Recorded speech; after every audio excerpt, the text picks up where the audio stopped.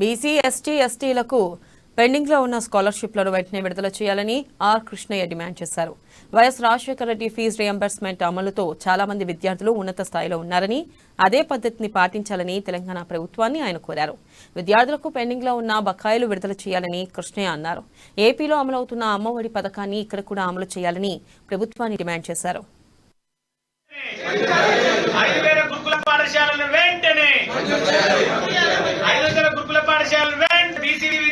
పూర్తి ఫీజులు వెంటనే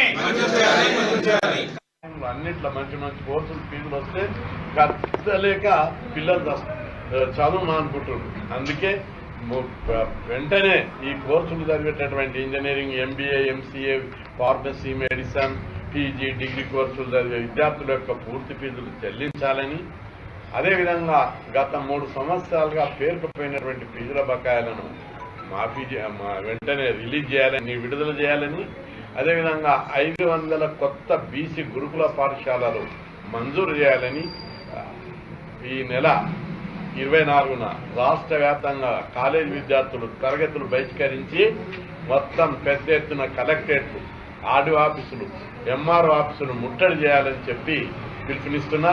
ర్యాలీలు జరిపి, ప్రదర్శన జరిపి సంబంధిత అధికారులకు మెమోరాండం ఇవ్వాలి. మెమోరాండం కూడా ఆన్లైన్లో మన బీసీ విద్యార్థి సంఘం పెట్టేస్తుంది. కాబట్టి అన్నిట్లో మంచి